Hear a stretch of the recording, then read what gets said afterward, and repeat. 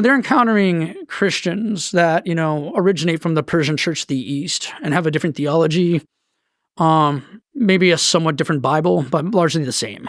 Interesting. And okay. yeah. So what's actually in the Acts of Thomas? Like, take us through the details of what is actually written. Right. So what essentially happens is that it's almost in continuity with the Acts of the Apostles from the New Testament, right? So, right, Jesus has recently been crucified. The apostles are trying to figure out what to do. They decide that they're going to preach a message, and they're all going to have like a different part of the world they preach in, and they're casting lots. And Thomas gets India.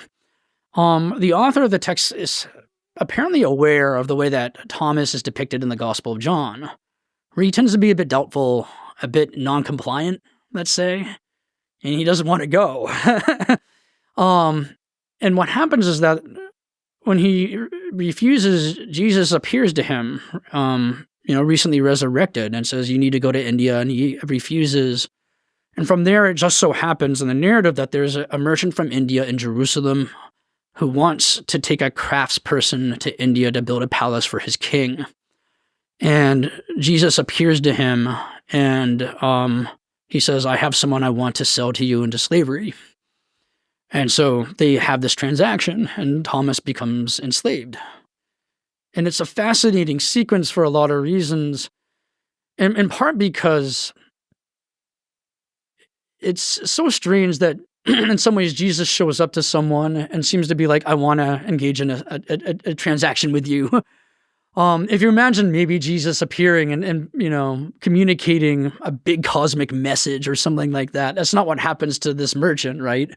But the transaction, as far as I can reconstruct, is actually it breaks just about every Roman law you can think of, right? Because it's illegal to sell free people into enslavement. And so, of course, for very, very justifiable reasons nowadays, we would never find slavery humorous, right? It's awful and it's despicable. But if you're thinking of like a Roman audience that's very desensitized to slavery, that might come across as sort of funny, right? Jesus is resurrected, and what's the first thing he does? Fraud, right? Illegal transaction. And then he writes up a bill of sale, which he has no authority to write. He's doing all this stuff that technically is very sketchy from a Roman legal perspective. But that's the mechanism in the text that gets this apostle to India to preach. And from there's a lot of debate about how historically accurate that is, because the text is generally very vague. You don't get a lot of specific topographical features. You don't get place names, by and large, those types of details. But the king that he's supposed to build a palace for is actually the name of a real first century king in India. Yeah, Gondophares, right? It's a Parthian name. But that name is attested, and so how does the author of this text know this name is a big, big question, right? And that king we know exists from inscriptions, coins, stuff like that. And so from there, right, there's a lot of working out, right? What is this, in terms of like historical framing, what is it depicting? Is it an accurate interpretation of an apostle going to India? Or if you don't believe that the apostle went to India, could it at least be a stand-in for some phenomenon that got Christianity to India early? Interesting. Right. Does the text say anything about Thomas's work in India? Like, what was he doing there? Obviously, he's now sold into slavery, but does it talk about him, assembling other followers? Yeah, it does, actually. And so what he does is that he gets there and he starts working on this palace. And again, if we're talking about how apparently ancient Christians often had a sense of humor, there's like this funny sequence where he's supposed to be getting this palace built.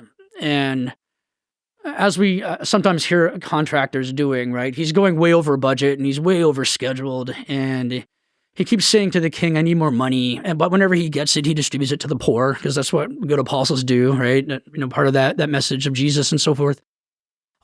This sounds extremely accurate so far. Yeah. The idea of a contractor like trying to hassle someone, I'm like, yeah, it sounds about right. Yeah, that's sort of how he's depicted, right? He's, he keeps saying, I need more money. Sorry, I'm not done. So finally the king gets fed up and he goes to see the palace. And when he's there at the site of the palace, there's no palace at all, not a trace. And Thomas is just like, oh, I'm sorry for the confusion. I'm not building you a palace on earth. I'm building you one in heaven. I've heard this before. Yeah, you might have heard it. Classic sales pitch. All right? My mom's trying to get her pool deck fixed, and the guy's like, look, the pool deck is in heaven, all right? So, oh, gosh. So what does the king do? He gets really, really angry. He doesn't, he thinks he's been ripped off. And so he puts, Thomas in prison. But then his brother dies. And while his brother, I guess his spirit is departing from his body, it goes up to the sky and it sees a bunch of angels in this luminous palace. And then his brother's revived and says, this heavenly palace is real. And at that moment, right, the king is won over. And if not explicitly, at least implicitly now, believes, right, Thomas's message, right, about Jesus and, salvation and so forth. But what the text does, and what makes it somewhat fascinating, is that it's very, very rigorously against all forms of sex, including sex in marriage. Right? Thomas's main message, as he's going about various places in India and attracting followers, is that people should not ever have sex. And he's often targeting married people, married to each other. And a lot of the plot kind of is driven by that message. And so very often what's happening is that he's convincing women in particular not to sleep with their husbands, and their husbands are furious. And that's actually kind of what gets him martyred in the textual sequence. He does this enough with powerful enough, members of the political elite that they persuade a king to imprison him and have him executed, actually. Wow. So there's a big underpinning of sexual purity throughout the text. Yeah. Oh, strange. Yeah. I wonder if that carries on today, because I'm married and yeah, sex doesn't really seem to be a big priority. But so it's interesting. Maybe my wife has read the Acts of Thomas.